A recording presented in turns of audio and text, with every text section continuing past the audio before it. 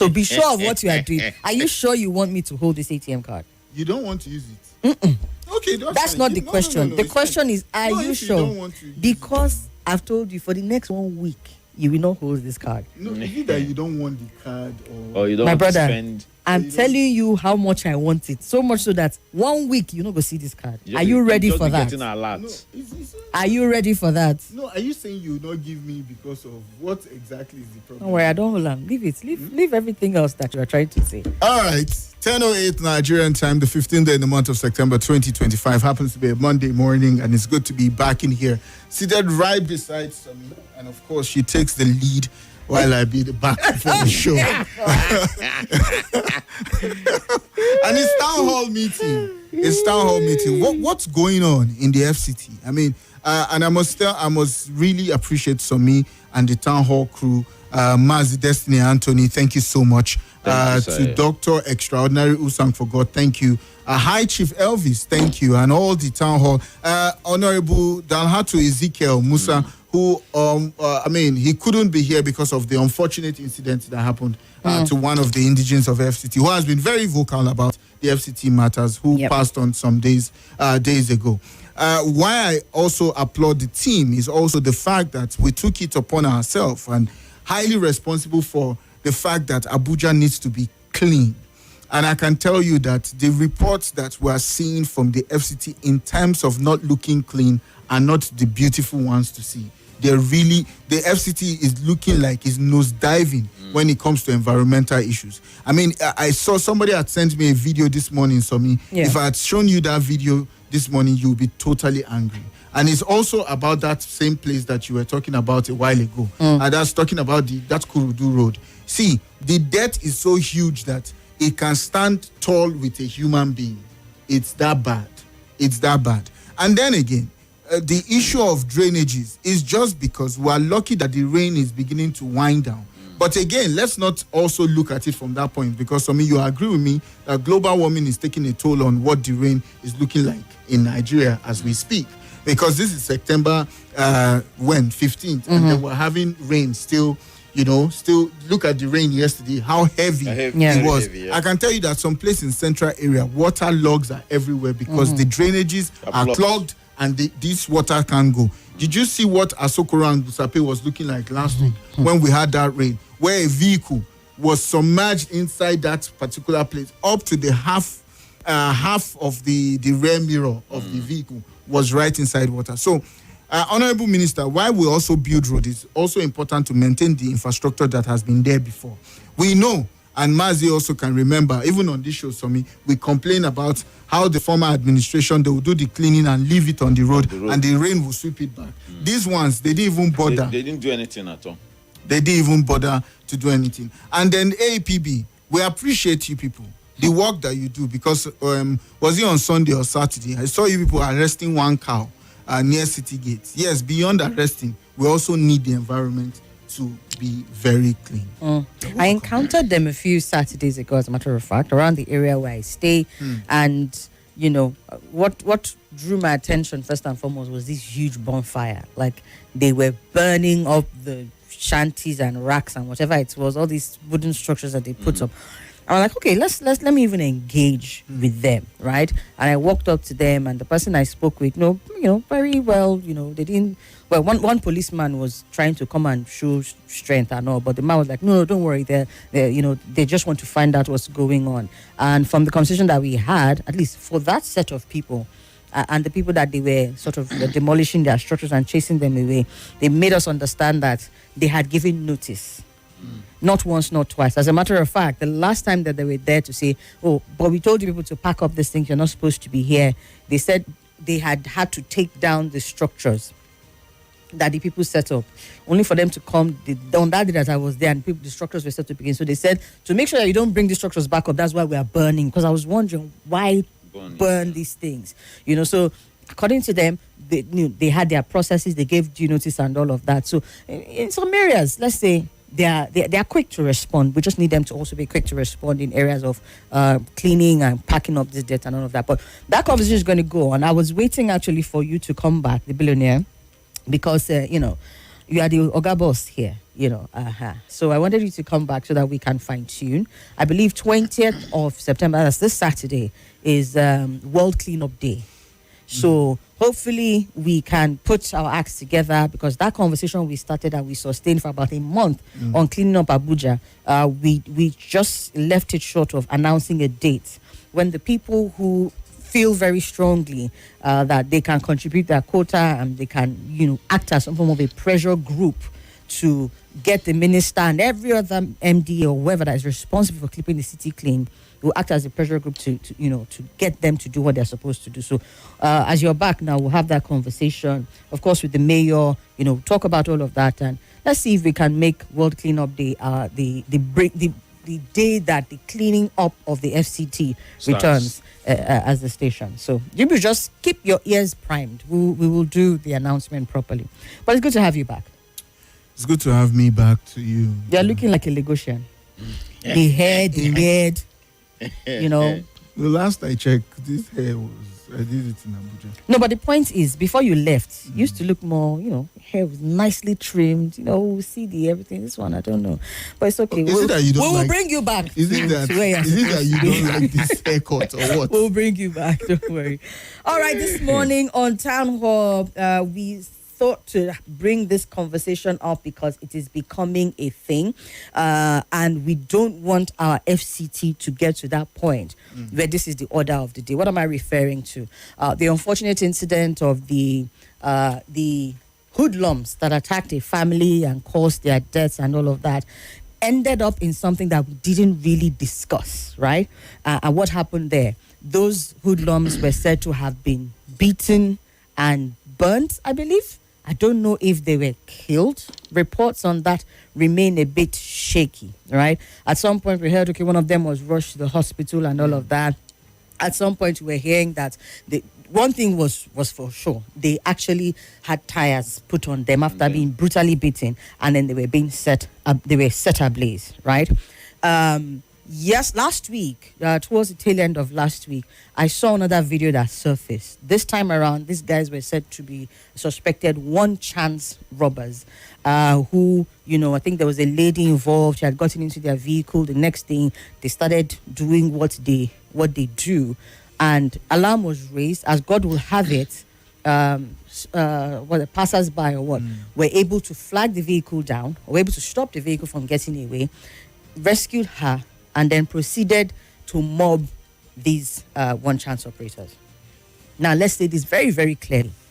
There is no room for condoning any of the activities of these people, whether it is a task force. By the way, what's happening in Abuja Parliament, we had them on the show, and they're doing wonderful work. They've raised a petition for these operators, these so-called task force people, to be gotten off the street. So we'll fine-tune that one as well and announce dates, right? So there's no room for any of these people they shouldn't be allowed to operate freely without consequence here in the FCT. The problem now is when the consequence is that the people who maybe are the first to apprehend these miscreants and criminals and what have you, now decide to take matters into their own hands.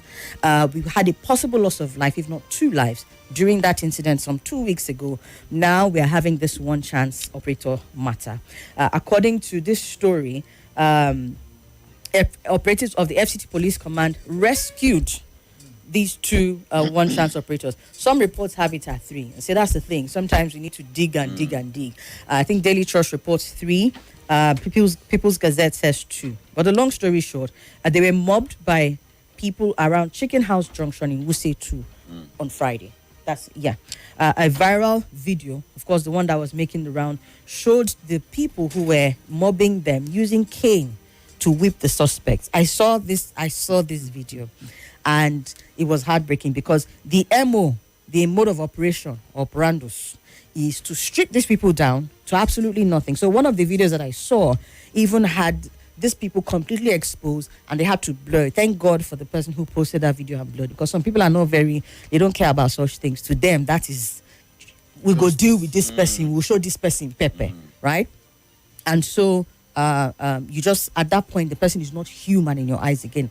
And so this person, there's this one particular guy that I saw just weeping and weeping and weeping. And I saw at least 2 people, of course, minus the person who was capturing the video that I saw. There were like 2 or 3 other people gathered around just recording this thing. I think when Madame Josephine Ade spoke about it, she said what now happened is some random person placed a call, and that was how they were able to, be alerted to the scene. And they came there and they had to forcefully remove these people from the streets. They were on the floor, practically in nothing, or next to nothing, being whipped in a pool of their own blood. So, we are beginning to see a trend. Crime at every point in time must be checked. It must be addressed. Yeah. But at the same time, I know that there's this lack of trust in the system that allows for people to take this matter into their hands. But the most important thing is that you that is even doing it, how do you feel? You're just there watching somebody's life just go at your own hands. And the problem with this thing, there are so many problems, but one of the things that I see, if this is allowed to persist, because, by the time the police got there, they said the people who were gathered around took off. No arrests were made. You hardly ever see any arrests made in this kind of situation.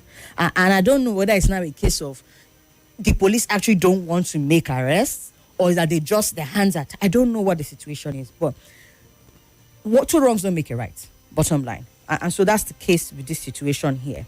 They said they rushed to the scene, rescued the victims who were still alive, and took them to the hospital for treatment. While members of the public who gathered at the scene dispersed on citing the police, no suspects were arrested. Commissioner of Police, according to People's Gazette, Ajao Adewale said, has directed the divisional police officer of the Wuse division to conduct an investigation to ascertain the circumstances surrounding the incident, and they advised residents to go about their lawful business, assuring that further details will be communicated in due course. So we are discussing this because it's becoming something, if care is not taken, you're going to be having them happen more often than not. How can we stop this lynching? Some say lynching is jungle justice. Lynching actually is when the person is killed. So it's a form of jungle justice. Jungle justice in itself is like an umbrella. Sometimes is that the people are just beaten and brutalized. They may not kill them. Sometimes they are dehumanized. They may not kill them. But it's basically when a group of people, a mob, gather together to inflict harm on people who are suspected. In this case, in the Abuja case, these are largely people who are linked to crime and all of that. So that's what we are discussing this morning. Somi, well said. When you went on the police part, I'm even more worried. You spoke about this particular accident that happened and involving a husband and a wife, and then the car, left the bridge, and the unfortunate incident. I'm even looking at it from a more crazy point for me, is that police officers are being killed in the FCT, and they make news. NCDC officer was killed in the FCT, and he made the news. So police you saying police don't want to work is like they also... No, I'm saying, is it that they don't want to work? And I'm saying that it looks like they are not even putting the work where we need to put the work, because your officers who are also citizens, when they wear that uniform, you can call them officers. Yeah. If that uniform is off, they are also a citizen. In fact, their right is supposed to be even more protected. If your friend, it is said police is your friend. If your friend is dying, what does it tell you? It's either is close to you or is about to happen to you.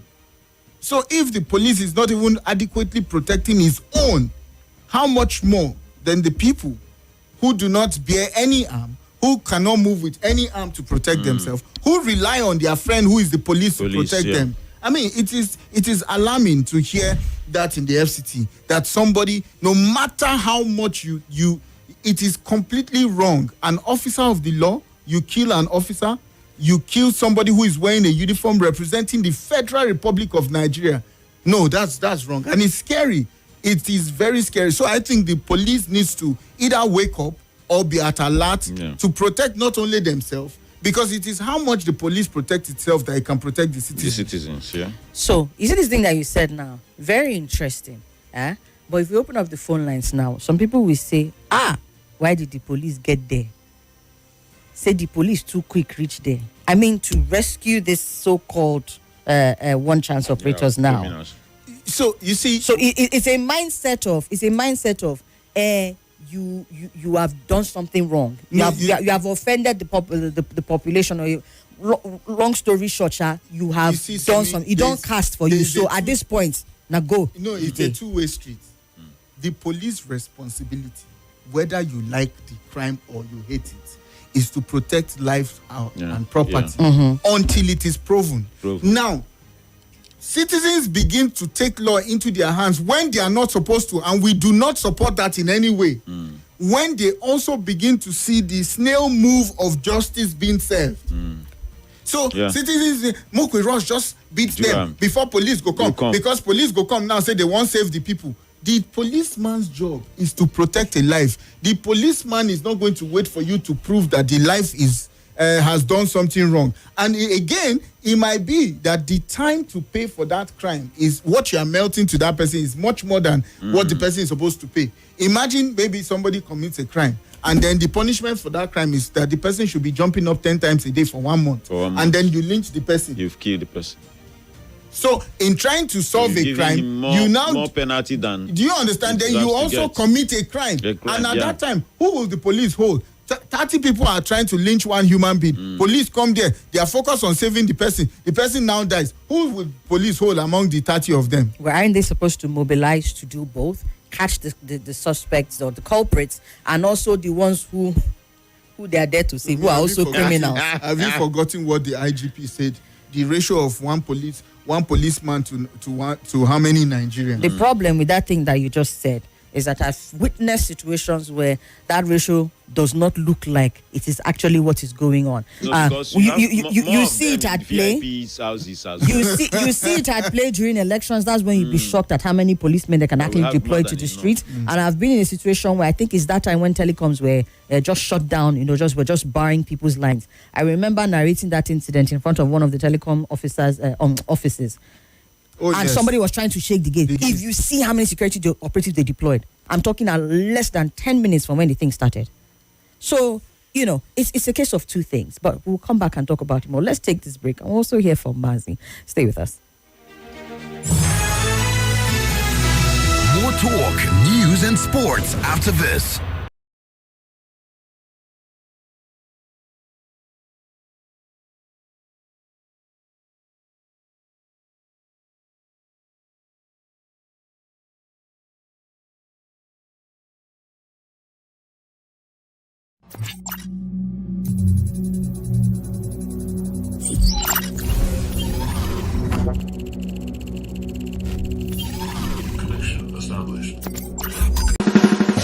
Make una listen to this ogbonge message from the FCT Public Health Department and Malaria Consortium.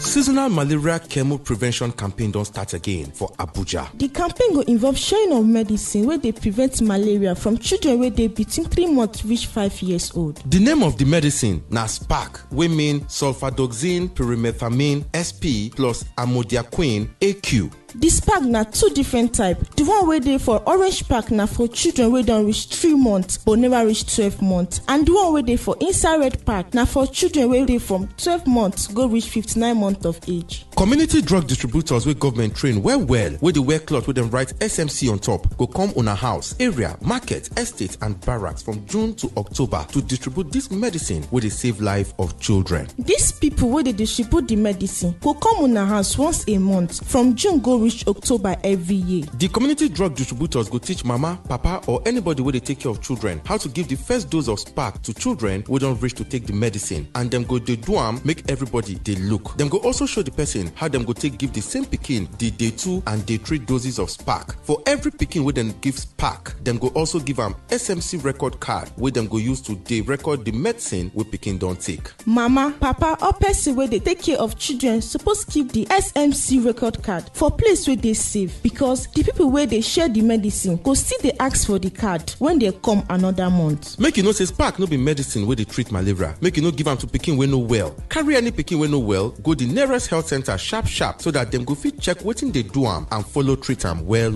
Remember say every family member, especially children and women wey get belle, suppose dey sleep inside long-lasting insecticide treated net every time so that dem go fit protect themselves from malaria. To get Nigeria wey no get malaria, make you play your own part. Make sure say your children take their malaria medicines today so that all of them go dey kampe and free from malaria. This message na from the FCT Public Health Department and Malaria Consortium.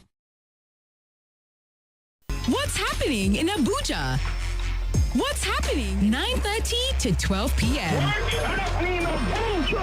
Live on 95.1 Nigeria Info. Let's talk.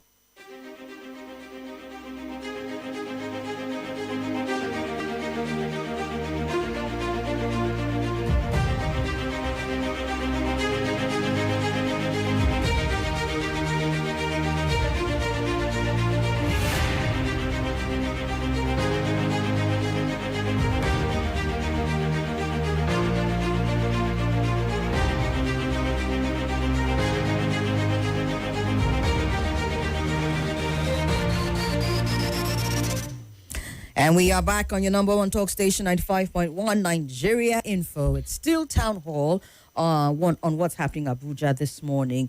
And we thought to look at this disturbing trend.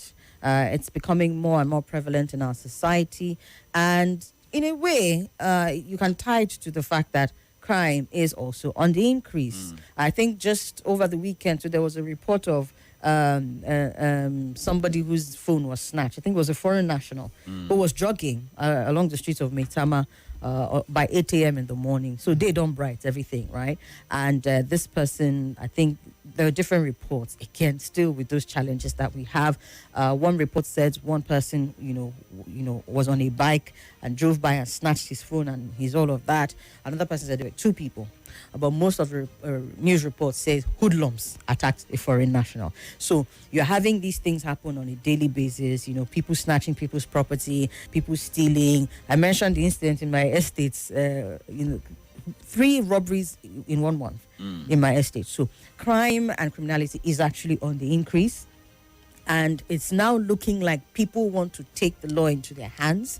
They want to step in because to them, it's a case of failure of the justice system. Even if some of these criminals are caught, what will happen to them? Will they be properly dealt with, tried, convicted, sent to prison?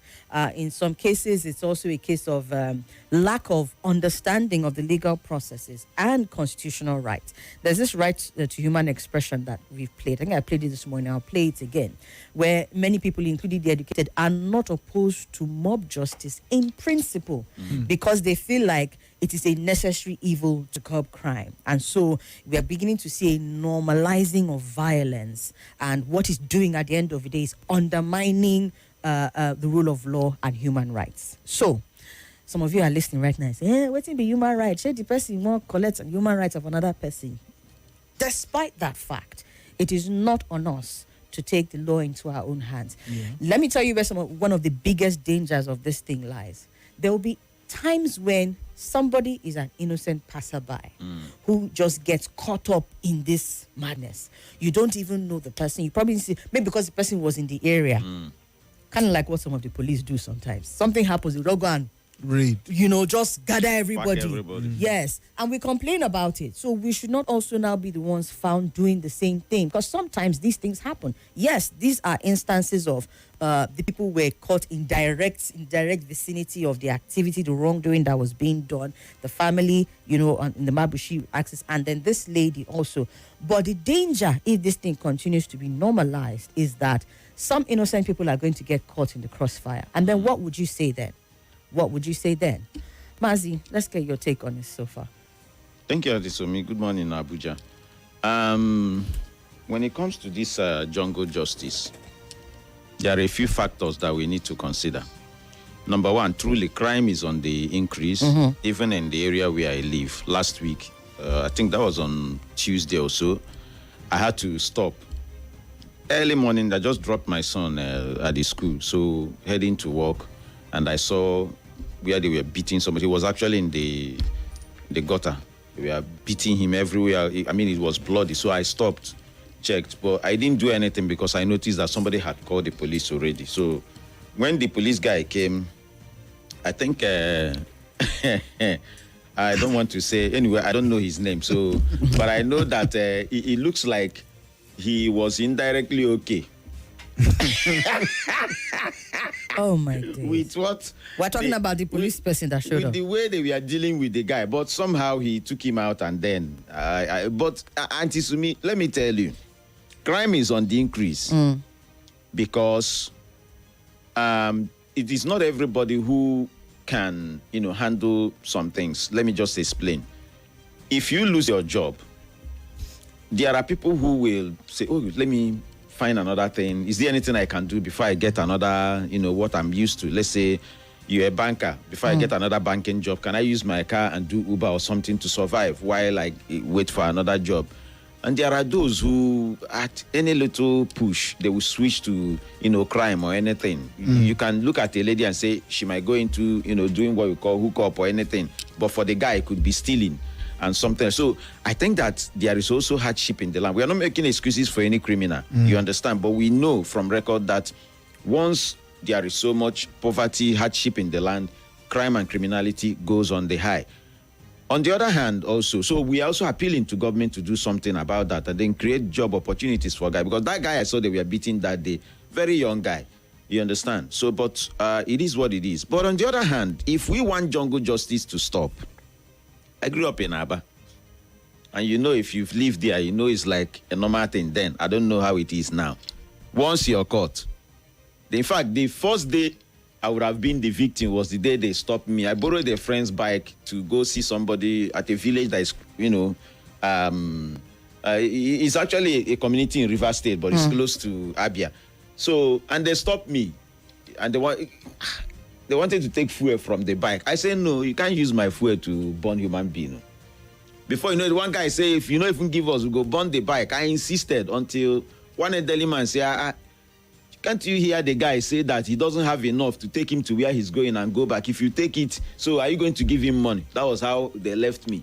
If not, it's my own fuel they would have used to burn that young guy. But you see, the truth of the matter is that people do that. I'm not making excuses for them. Number one, they've been victims of these, criminals. Criminal elements, yeah. Number two, you don't have trust in not just the justice system, even the police as well, who are supposed to handle crime and handle criminals.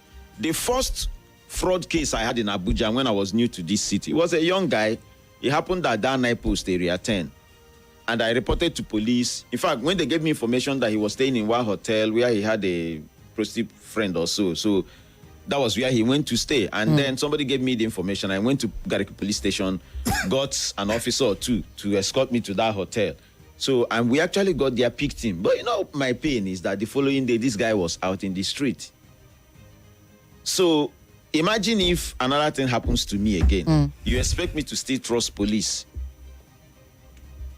Maybe you go to another division. Okay, wait. When I was in Aba, there was a police officer, a traffic guy. I think he's from Ebonyi. I won't mention his name. This is true life story.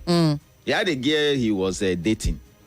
And each time this guy was drunk, he would beat this girl blue-black. Sadly, that day, he beat the girl so much because he was high on alcohol. And he was using that what do you call that stick, that baton. And this girl died. Wow. So I just came back from Abuja. So went to Port Harcourt Road where my mom lived, my younger brother and my family, they were there. So I wanted my brother to help me, barb, shave my hair and so on. That was what they were doing when police came in and packed all of us. It's not like you don't know who perpetrated the crime. It's one of you. Why they arrested me, arrested my mother, arrested my immediate younger brother. He was the youngest one. That one is Ababuro. When he saw that, he fled. So when they said, we are going to shoot, the guy said, shoot me. That was the only one they did. I know how much I spent for me to bail myself, bail my mom, bail my younger brother, bail my sister with a baby. We slept there for 2 days. Oh, wow. So finally, the following day, they brought the same guy in that same cell. So the I think somebody there now told the police guy that they should put this guy in another place because the way I was really furious that why will I be here? I wasn't really angry about myself. It was my mother that was being kept in police station. So they were not telling the police guy, they must say, this guy, if he killed this on a police guy. And really, if I had anything, I would have done something stupid that day to that police guy. So because he came in and was not begging us and say, I now told him, I say, see, nobody will know the drink, oh. But you supposed to know, say, my brain can only handle one bottle. Why will you kill this guy? Do you understand me? So now, it is what it is. So, but my own issue now is that after going through that experience, do you understand me? You won't have that trust in the police system. I had an uncle. He used to do this Bureau de Change. If you know Market Road in Aba, you know that is the center for that business. And he was coming from Onitsha. Picked some cash at Owerri and then heading to Aba. And these guys shot him twice. Wow. At his stomach. He survived. Then one day, I was around that day. One guy came to steal. I think they wanted to follow a guy who came to change money, but they caught him that day. Everybody, even when some elderly ones said, oh, let's leave him, let's call police. But that my uncle, you could see that it's like this is an opportunity for me to deal with these people because they took, apart from the millions they took from him, it took months before he, recovered from that, bullet wound. You understand? So you could see his reaction, the way he was boiling. It took somebody who was like, in fact, the person who taught him the business, who is more like a father to him, for them to take him into the office. He would have burnt that particular guy that day. It has to do with experience. When you have the system fail you, that is when you see people now taking things into their hand. That's why it's called jungle justice. Nobody supports it. Everybody condemns it. But we must know that it's not enough for police to come say, no, don't do this. It's not enough for NOA, Nigerian Orientation, to come say, no, we hand over to police. But the police need to do more to make people trust them. Now, for me now to still believe in police, I've mentioned the name of a police guy I had an issue with at my time here. He's a friend today. I can call him my family. Inspector Abubakar. So, he's no longer, he's more than that now. Detective now, he's more than that. So, but at least I know that was one case. And each time I share that story, they'll say, you're just saying a policeman you meet. But I had a case, went to him, the guy didn't collect a dime from me. He followed up, made sure that he recovered my money, and he never opened his mouth. I'm saying it on radio to say, give me 1 naira or 2 naira. When somebody hit my car at night around my time, I still called him. He sent somebody. Even when the officer he came, sorted the issue out. You guys say, I was trying to give him money. He said, God say this person, no. And I said, you know what? I will use my car. I'll drop you off at the police station. But now me say buy water for coming. Now you're not bribing. You never asked me anything. Do you understand me? There are still a few good ones. But I am telling the Nigerian police officer, also using this opportunity to appeal to IGP, that yes, we need to tell the citizens not to take laws into their hands. There is a process.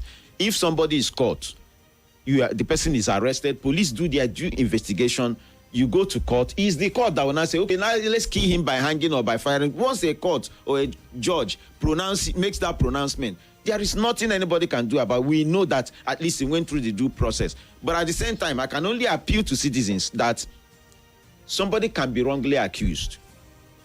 We know case when somebody invited me at Radio Nigeria for this. Remember when they were saying that you touch somebody, your genitals got disappeared. So we spoke on that issue. But there was a particular case that happened where a lady raised false alarm. Yeah. And at the end of the day, nothing was wrong with her. Another young guy also accused somebody of trying to touch him and that his thing disappeared. Somebody also, in fact, it was even a young lady. I love that lady so much. Now you see, okay, you say your thing don't disappear. He say, oh yeah, take him to my security house. This is my house. Remove your clothes. Let men check you and make sure that something was out. So people can actually be wrongly accused. That's why when you catch a criminal, we know that these guys are evil. We know they are heartless. My friend Myrina, what she went to in their hand, they took millions from her, lost her phones and everything. I know somebody who died because of this one chance guy. Guys, I know another friend at our plaza. The wife barely survived. They stabbed him. She was bleeding. And at a point, she was not telling, these are Igbo guys. The people who attacked the lady. He was not speaking Igbo. Just boom. That is, you people want to kill me. You've collected everything. I don't have anything anymore. You stop that. So if you see people who have survived, the attack from these guys, you feel like, what we are doing to them, that they deserve it. Let's take, for instance, the incident that happened at Mabuchi by these stout guys. Somebody asked me at a particular radio station about the process that they use in recruiting them, because these ones now, they are not criminals, so to speak. They are tax collectors. They are collecting revenue for area council. But you see, they are worse than criminals. And I told them, I said, even our friend Robert Madaki, he was there with me. And I said, see, when you buy an A380 private jet, which should be the most expensive jet, and you now decide to hire a keke driver to fly it, that is what is going to happen.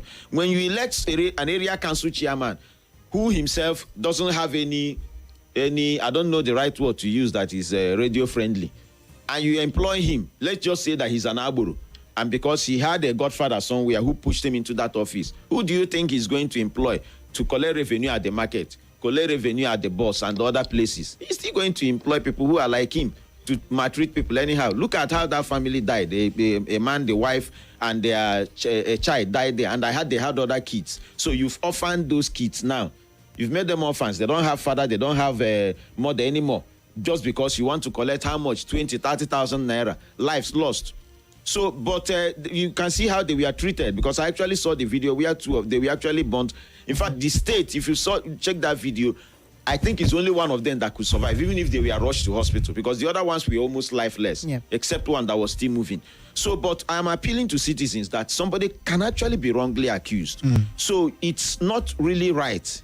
Yes, we know they've done a lot of, mayhem, but it's not right. Let's still have a little trust in Nigerian police. I'm not saying so much trust, a little trust, because that little you can grow it. You know how the Bible talks about the mustard seed.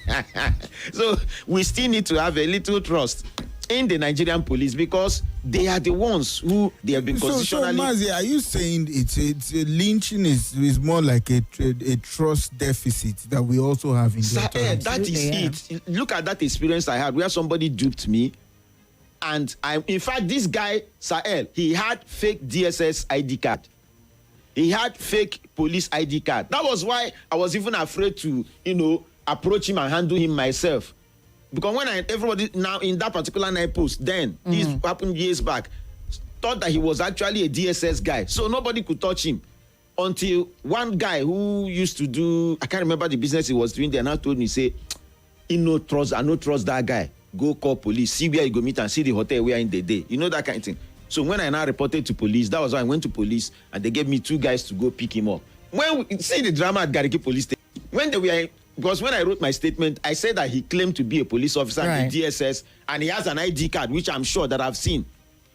And the police guy searched him. This guy is Sahel. They searched him, they saw nothing. But when the police guy was trying to go through my statement, they kept him behind the counter or whatever. I noticed he brought it in. I squeezed it. I was trying to hide it in his belt. When I now told the police guy, it's like he brought it out. The guy turned, this thing disappeared again. But you know what I did? A bad guy. When he now brought it out the second time to put it in belt, I now used a piece of paper and that told the police guy, say, turn immediately. Because he was actually looking at me to see if I would say something. So I now wrote it down, turned the piece of paper. So he thought I was still trying to make adjustment in my statement. The police guy just turned and cut him. That was how they got the ID card, opened it. It was a DSS ID card and a Nigerian police ID card. But my anger is that somebody who did not just that he duped somebody. Impersonation is also a crime. Impersonating to be an officer. Yes. I was shot, Sahel, Area 1. That place where they say tires. Now, before we used to enter motor to Maraba and so on. Area 1. That place, Sahel. The following day, I boarded the vehicle to go to Karo. In that same park, I saw this same guy. So why would, even if on my own case, I've decided that I don't want to go to court or anything, but you caught him with a DSS and police ID card, and he was out there in the street. There is even the danger of what that kind of person can now do in retaliation to you for taking them to the police in the first place. Exactly. Because for me, when I actually saw him, I was like, Even me, I'm not even safe. Yeah. I don't know how many of his guys he has around that place. He could actually tell somebody, go after this car and get him. So that's why I said we still need to have a little trust in the police system. Right. So please, it is wrong for you to catch a criminal. It's wrong for you to execute the person. It's wrong for you to burn anybody. It is very wrong. But at the same time, the police needs to do more so that the people can trust them. And even in doing more, it takes me back to what I said, where we're not talking about capacity or no capacity. In your doing more, catch the culprits, or rescue the culprits from the mob, and catch the people in the mob that are culpable for lynch. Now, if they are doing more, it has to be wholesome, so holistic. Yeah, so while I agree with you, Somi, is that there are some things that need to be put in place to do that kind of operation. Such as? For example, I mean, how many streets in the FCT right now can we say have CCTV cameras? Yeah. Let's not go about don't talk about that CCTV case. Don't talk about it. I'm just saying, how many have that? I mean, let's take a clue from what happened in the United States with Craig. Yeah. Kirk, When that shootout happened in that school, what was the first thing the FBI were trying to do is, where are the cameras in around this that vicinity? That vicinity, and how do we look at them? And they started looking at it. They didn't just look at it, Somi. They published it. They released it that you and I can see that this was where the guy jumped from. This was how he mixed with the crowd. In fact, let me not forget this. You know, something happened in Anglican Church. Oh yes, I saw it on your. I posted it as well. Where was CCTV? Somebody sent it here as well. You understand? Yeah, so I imagine now, it's easier for police to handle that case just because the church installed the CCTV. It cut the guy's face, cut him in the act, everything. I have two things to say to that, and this again would just be adding to the plea that please, our security operatives, police, and all of that, please help us so that we can trust you. If you check now, how many days has it been since that incident that had the man's picture clearly posted, enhanced? Has the person been caught? What has happened to the person? No, so on that part, so let's not jump the gun. Sometimes when it comes, my brother, it's a question I asked. Yes. I did not jump. I'm sitting down here. The question would make us jump the gun. So on that part, sometimes some of this investigation, sometimes they take time. They take it. Yeah, Again, it takes a while. Yeah. There's nobody who is as scared as. I beg to differ. No, there's nobody. Hold on. Hold on now. Hold there's on. nobody who The is scared billionaire. of their identity as a criminal The whose billionaire. identity has been made public. The billionaire, the fault with that argument now that you just raised is that you are the will go one into that used hiding. the example of Charlie Kirk. How many days did it take? That's what I'm telling you. Charlie Kirk, the environment, the society. Where exactly can that guy hide? No, that's what I I'm think saying. it was even his you were dad talking that about handed him over. CCTV needing That's to be what in I'm place, saying right? now. We have an instance where somebody was captured on CCTV, and we have to be careful, and that, this so investigation needs to take time. Take it further. We're saying the same thing in different ways. Let's take it further, right? That guy who went to that church to steal that vehicle, the CCTV caught him. Yeah. After driving from that church, which other CCTV caught him? Nobody know whether he went to Kaduna or whether he went to that's what I'm saying. town. Okay. I'm not saying that. I'm saying it will take time because there is no other thing that establishes that security I didn't there's another right now, CCTV by First Bank. Do you know what we should be saying about that guy? Is that has the internal Interpol radioed every check, whether from here to Kaduna or to Zaria or to Kano Lagos, or from here to Lagos to that there is a Sienna coming on the way. Look at there is this this kind picture. This is what we have. If you see this guy, that's what. So let me now say to this. I honestly believe with all of my mind and my heart and my soul that our intelligence division in this country is one of the most effective. I agree. I don't know about efficient. Yeah. I agree. But you see that effectiveness. Oh my God. When they want to work, honestly, they will deliver. I agree. Do you know why? So because it's now we a train case our of people with no equipment, so they have to do. Yes. That's the fact.